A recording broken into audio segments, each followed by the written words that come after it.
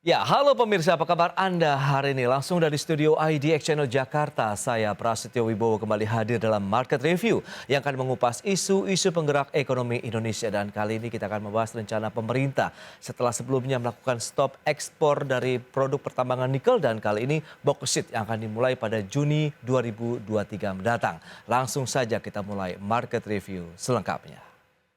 Ya, pemirsa, Presiden Joko Widodo menyatakan pemerintah akan melarang ekspor biji boksit mulai Juni 2023 mendatang. Kebijakan pelarangan tersebut akan diikuti dengan pengembangan industri hilir boksit di dalam negeri.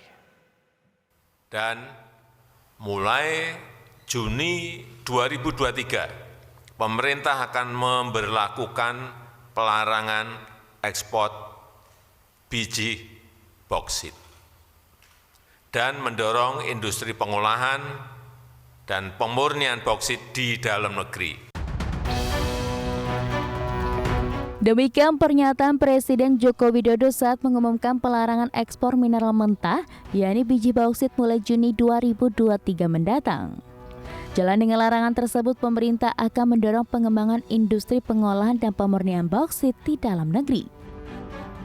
Pelarangan ekspor biji bauksit tersebut sejatinya sudah termaktub dalam Undang-Undang Nomor 3 Tahun 2020 tentang pertambangan mineral dan batu bara atau Minerba. Dan kebijakan pelarangan ekspor biji bauksit diputuskan agar Indonesia mampu mendapat nilai tambah dari hasil ekspor. Dengan demikian, pengembangan industri hilir nikel perlu dilakukan agar mampu menghasilkan produk ekspor yang bernilai tambang dari hasil tambang bauksit.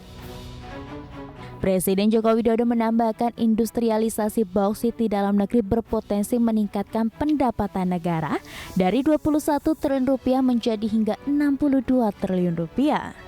Karena itu pemerintah akan konsisten dalam pengembangan hilirisasi tambang di dalam negeri agar nilai tambah produk pertambangan bisa dinikmati di dalam negeri untuk kemajuan dan kesejahteraan rakyat. Dari Jakarta, Tim Liputan IDX Channel.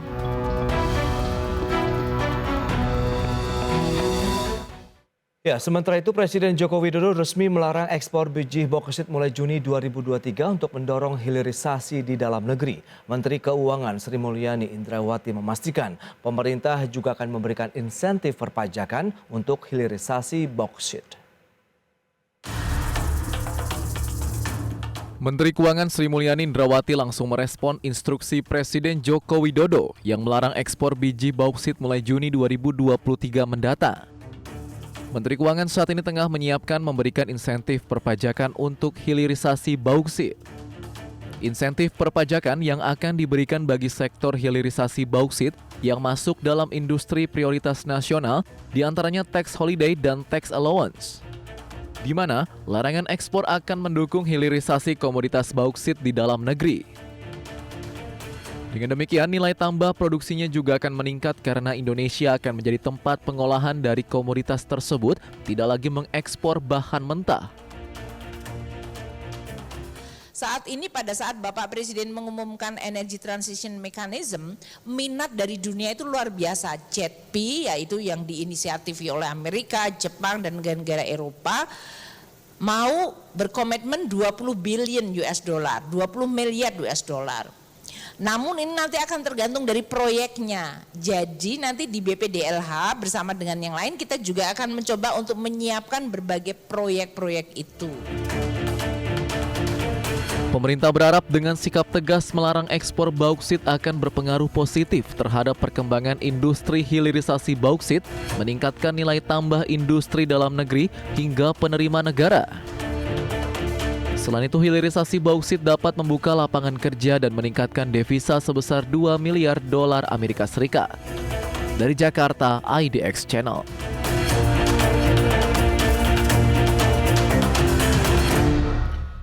Ya, pemirsa, untuk membahas tema kita hari ini, Juni 2023, pemerintah stop ekspor boksit. Kita sudah tersambung melalui Zoom bersama dengan Bapak Rizal Kasli. Beliau adalah Ketua Umum Perhimpunan Ahli Pertambangan Indonesia Perhapi. Ya, halo, selamat pagi, Pak Rizal. Selamat pagi, Mas Prasetyo. Salam sehat, Pak. Salam sehat juga untuk Mas Prasetyo dan teman-teman di studio. Baik, terima kasih atas waktunya. Ini pemerintah kembali akan melakukan pelarangan ekspor bahan mentah begitu ya, atau raw material begitu dari sektor pertambangan setelah sebelumnya nikel kemudian boksit begitu yang akan diberlakukan pada Juni 2023 mendatang. Bagaimana Anda menilik dan juga melihat kebijakan dari pemerintah saat ini? Baik Mas, selamat pagi semuanya. Jadi kami melihat bahwa kebijakan yang diambil pemerintah ini sudah inline dengan Undang-Undang Minerba nomor 3 tahun 2020, di mana di situ dinyatakan bahwa selama 3 tahun pemberlakuan undang-undang ini kemudian biji atau ore atau bahan mentah mineral itu akan dilarang diekspor. Nah, Juni 2023 sebenarnya sudah masuk dalam waktu 3 tahun tersebut. Nah, di sini pemerintah ingin mengaplikasikan undang-undang yang telah disahkan tersebut. Baik, tapi kalau kita lihat dengan kebijakan yang ada begitu seperti nikel yang sudah akhirnya kita membuahkan gugatan begitu di WTO. Anda melihat bagaimana? Apakah akan mengalami kondisi yang sama apabila larangan ekspor boksit juga berlaku tahun depan? Kalau kami melihat bahwa kita sebenarnya melihat dulu dari posisi global Indonesia dalam hal cadangan boksit dunia. Nah, di sini kita bisa melihat bahwa Indonesia itu bukan negara yang memiliki boksit atau cadangan boksit terbesar. Kita hanya berkontribusi sekitar 4-5% dari cadangan global. Nah, kemudian dari segi produksi juga kita masih jauh kalah dari Australia misalnya, dari China, kemudian Gini, Brazil, dan mungkin India. Jadi kita masih bukan merupakan negara penentu dalam hal produksi dan cadangan global nikel. Dan kita berharap bahwa dengan sosialisasi yang selama ini dilakukan pemerintah ini tidak akan menimbulkan gejolak ataupun tuntutan di WTO kepada negara Indonesia. Dan kita tahu tadi Anda sudah menyebutkan sudah inline dengan Undang-Undang Minerba begitu ya, yang kita tahu Undang-Undang Nomor 3 tahun 2020. Anda melihat apakah memang dibutuhkan berikutnya ini Pak ya, aturan turunannya begitu, petunjuk teknis sehingga ini akan lebih jelas dan konkret? Ya, tentu saja nanti harus dijabarkan lebih lanjut secara teknis dalam bentuk regulasi turunannya, misalnya seperti PP, kemudian Permen atau Kepmen, sehingga ini benar-benar menjadi jelas bagi seluruh pemangku kepentingan yang bergerak di bidang usaha boksit dan industri turunannya, sehingga ini akan menjadi lebih jelas kembali. Dan kalau kita lihat bahwa tahun 2020 itu sudah ada Permen Menteri SDM nomor 17 tahun 2020 yang telah mengatur juga tentang ekspor biji boksit tersebut, di mana disebutkan bahwa itu akan berlaku sampai Juni 2023 juga. Apakah perlu direvisi atau direview kembali? Nanti mungkin coba kita bedah lebih lanjut. Oke. Dan selama ini kalau kita bicara mengenai mekanisme dari produk pertambangan boksit, kemudian tata niaganya ini seperti apa yang berlaku di Indonesia, Pak Rizal? Selama ini bahwa tata niaga boksit itu hanya sementara ini Kementerian SDM, di mana tentang harga itu sudah ditentukan harga mineral ya, HPM, harga patokan mineral, termasuk juga dengan boksit. Namun karena memang kita lebih banyak daripada kebutuhan atau penyerapan di dalam negeri, sehingga masih banyak yang kemarin diizinkan untuk diekspor. Nah, inilah yang harus dipelajari kembali bagaimana nanti pada Juni 2023 yang akan datang perlu dilakukan kajian kembali terhadap neraca supply dan demand yang ada pada saat itu. Karena memang berdasarkan informasi yang kami baca di media bahwa sebagian besar smelter atau refinery yang akan dibangun itu akan bisa selesai pada atau sebelum Juni 2023. ada. Namun saya sedikit meragukan karena memang masih ada sebagian perusahaan yang belum bisa menyelesaikannya pada Juni. Sehingga ini dikhawatirkan akan kelebihan supply daripada pemakaian di dalam negeri. Ya, untuk mengatasi seperti ini begitu, apakah sosialisasi begitu ataupun informasi sudah tersampaikan menurut Anda kepada pelaku usaha pertambangan khususnya bauxit? Kalau sosialisasi sudah sering disampaikan bahwa memang tahun 2023 itu akan penghentian ekspor biji boksit. Namun yang perlu kita lihat bahwa kesiapan daripada pengusaha, terutama yang Bank Smelter ini, apakah bisa menyelesaikannya pada bulan Juni. Nah, sehingga langkah ini yang sangat penting menurut saya yang harus diperhatikan. Nah, terutama juga dari sisi pemerintah, itu harus proaktif membantu perusahaan-perusahaan yang mengalami kendala, terutama dalam perizinan. Karena sebagaimana kita ketahui bahwa perusahaan di Indonesia ini cukup banyak perizinan yang harus kita urus, baik dari pusat, mulai dari pusat sampai ke daerah. Nah, ini yang harus dibantu dipercepat dan dipermudah, sehingga bisa merealisasikan proyeknya dengan cepat. Baik, koordinasi begitu ya pusat dan daerah sehingga informasinya jelas, apalagi sudah ada payung hukumnya begitu ya Pak Rizal. Nah, lantas kalau kita bicara mengenai ekspor Indonesia begitu dibandingkan dengan beberapa negara lain seperti China, kemudian Brazil, Anda melihat bagaimana dengan produksi boksit sendiri di Indonesia? Berdasarkan data yang kami dapatkan bahwa memang produksi kita itu bisa hampir 4 ton per tahun boksit ornya. Namun sebagian kecil itu baru bisa terserap di dalam negeri karena baru ada 2 refinery yang sudah beroperasi di sekitar 6 juta ton bisa diserap.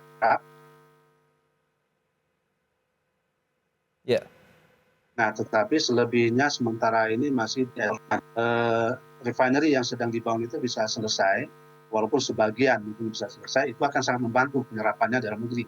Paling enggak dari 30 sampai 35 juta ton per tahun, itu sebagiannya nanti bisa terserap dalam negeri. Nah, pemerintah sendiri sebenarnya punya instrumen untuk mengontrol produksi boksit, seperti RKB yang setiap tahun harus diajukan oleh pengusaha. RKB itu adalah rencana kerja dan anggaran biaya.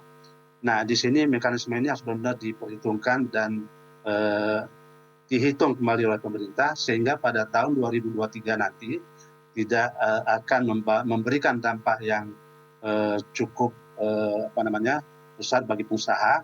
Dan kalau RKB itu sudah disetujui, kami berharap bahwa pemerintah konsisten juga mengizinkan ini untuk diproduksi sesuai dengan rencana yang ada di RKB. Karena inilah salah satu faktor kepastian berusaha dan jaminan untuk dapat berproduksi sesuai dengan rencana yang sudah disetujui oleh pemerintah. Baik, tadi disampaikan juga oleh Bu Menteri Keuangan ini Pak, menyebutkan bahwa akan ada insentif perpajakan. Seperti apa yang diharapkan begitu, apakah ini bisa meningkatkan juga hilirisasi di sektor pertambangan boksit? Tahan dulu jawabannya, kita akan jeda sebentar. Baik pemirsa, jam beranjak dari tempat Anda, kami akan segera kembali sesaat. Ya, Anda masih menyaksikan Market Review dan berikut ini kami sampaikan infografik untuk Anda terkait dengan ekspor boksit Indonesia. Data selengkapnya seperti yang bisa Anda saksikan dari tahun 2017 sampai dengan 2021 ini dalam juta dolar Amerika. Peningkatannya juga terus menanjak cukup signifikan ya, dari 2017 sekitar 66,4 juta dolar, kemudian 2018, 2019 sampai dengan 2021 meningkat bahkan hingga 628,2 juta dolar Amerika. Ya, ini dia peningkatan yang signifikan dalam 4 tahun terakhir untuk nilai ekspor boksit Indonesia. Kemudian berikutnya, negara produsen boksit terbesar di dunia ini mana saja? Ini data dari tahun 2021. Yang pertama ada Australia dengan produksi sekitar 110 juta ton, kemudian menyusul China 86 juta ton, kemudian Gini 85 juta ton, Brazil 32 juta ton, kemudian India 22 juta ton, baru Indonesia dengan produksi sekitar 18 juta ton.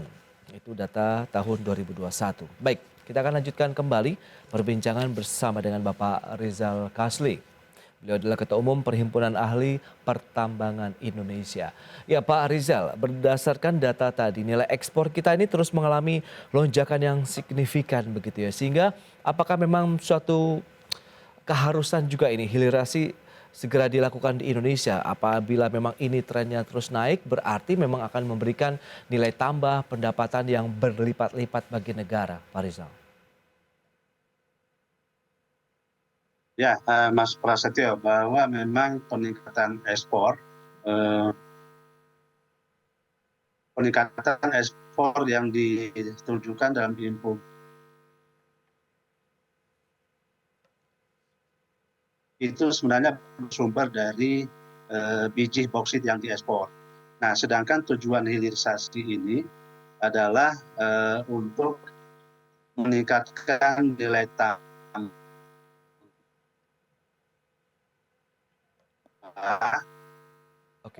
juga peningkatan devisa. Peningkatan tambah itu kalau di bauksit dari ore menjadi ingot misalnya, itu bisa mencapai 15-16 kali dari apabila kita hanya mengekspor biji bauksit saja. 16 kali lipat, Pak? Ya, bisa 15-16 kali lipat dibandingkan kita kalau mengekspor hanya biji bauksit saja. Oke. Nah itu kalau kita cermati dengan kondisi yang ada 16 kali lipat tapi penggunaannya sendiri dalam artian demand-nya pada saat terjadi hilirisasi begitu jadi ingot misalnya untuk bauksit bagaimana? Apakah tetap akan dicari begitu oleh pembeli ataupun bayar dari luar negeri? Ya, perkiraan bahwa seperti yang tadi disampaikan bahwa memang penggunaan aluminium ini bukan hanya untuk beberapa produk, tapi juga bisa digunakan dalam pembuatan baterai untuk kendaraan listrik. Oke. Nah, di samping itu juga banyak kebutuhan lain seperti aircraft komponen, kemudian untuk kebutuhan rumah tangga, kesehatan dan segala macam. Diperkirakan memang demand-nya itu akan selalu meningkat dari tahun ke tahun. Nah, ini yang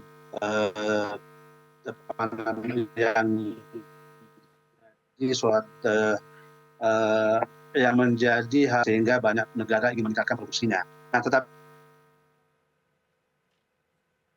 Halo, Pak Rizal, ini sepertinya ada gangguan dari komunikasi begitu untuk jaringan itu internet. Yang kita sebut dengan produk antara atau intermediate product itu Pak Rizal? Di Indonesia itu masih siap. Mohon maaf Pak, bisa diulang kembali. Tadi ada gangguan dari sinyal sepertinya. Penjelasan Bapak bisa disampaikan kembali. Ya, memang kalau kita lihat dari produksi yang kita hasilkan, ini tidak semuanya bisa terserap di dalam negeri. Karena memang industri kita yang merupakan turunan dari industri-industri di hulu tersebut belum siap untuk bisa menampung semua produk antara yang dihasilkan dari hasil pertambangan. Nah, disinilah kebijakan dan dorongan dari pemerintah sehingga industri hilir ini bisa tumbuh segera di Indonesia dan bisa menampung semua produksi yang dihasilkan. Tadi sudah disampaikan begitu terkait dengan insentif perpajakan yang akan diberikan ini para pelaku usaha pertambang khususnya bauksit. Apa yang Anda lihat nanti apakah juga ini perlu menyasar lebih kepada insentif fiskalkah juga kemudian perpajakan dan dalam bentuk apa yang diinginkan misalnya?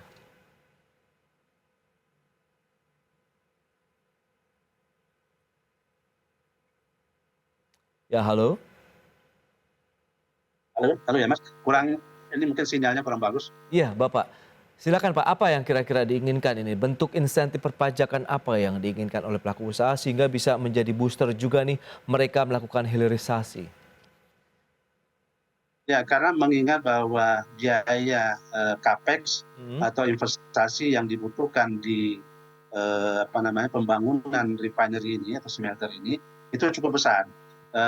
Diperkirakan bahwa untuk menghasilkan 2 juta ton produk misalnya itu membutuhkan biaya capex di atas $1 miliar, 1,2 dan mungkin di atasnya. Nah, sehingga bagi pengusaha-pengusaha ini dirasakan cukup mahal ya. Nah, sehingga dengan adanya insentif yang ditawarkan atau diberikan oleh pemerintah yang disampaikan oleh Menteri Keuangan tadi, berupa tax holiday dan insentif, itu akan sangat membantu keekonomian dari proyek tersebut.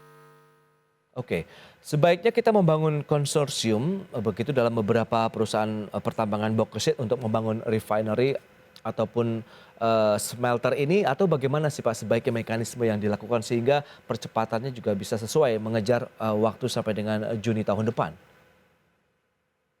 Ya, mengingat investasi yang dibutuhkan cukup besar, memang disarankan untuk perusahaan-perusahaan yang merasa berat dalam hal modalnya, itu disarankan membentuk konsorsium. Nah, sehingga produksinya itu bisa tetap tertampung di dalam bisa ditampung dengan adanya pembangunan refinery yang direncanakan bersama dalam bentuk konsorsium. Kemudian bagi perusahaan-perusahaan yang besar dan mampu mengadakan investasinya secara finansial kuat, itu bisa membangun sendiri. Nah, contohnya misalnya seperti MindID, dia bisa bekerjasama sesama perusahaan BUMN sehingga bisa membentuk usaha patungan sendiri dengan bisa untuk membangun refinery yang diharapkan bisa meningkatkan produksi. Baik. Pak Rizal, kita akan bahas lebih jauh nanti di segmen berikutnya. Atau aluminium yang ada. Iya. Sektor-sektor apa saja yang diuntungkan apabila hilirisasi dari boksit ini bisa berlangsung mulus di Indonesia? Tahan dulu jawabannya, kita akan jeda kembali sebentar Pak Rizal. Dan pemirsa, tetaplah bersama kami. Baik pemirsa, kita lanjutkan kembali perbincangan bersama dengan Bapak Rizal Kasri. Ya, halo Pak Rizal. Iya, Mas. Baik, bisa mendengar suara saya dengan jelas Pak Rizal? Bisa. Oke Pak, ini bicara mengenai insentif pertambangan khususnya boksit tadi yang ingin diberikan oleh pemerintah begitu. Sebenarnya dalam bentuk apa sih yang diinginkan insentifnya sehingga tadi hilirisasi dari boksit juga berjalan dengan lancar, baik, kemudian pelaku usaha juga mendapatkan win-win solution begitu dengan peralihan dari raw material menjadi produk setengah jadi ini.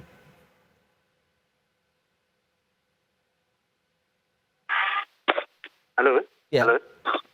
Halo. Oke. Ya. Oke.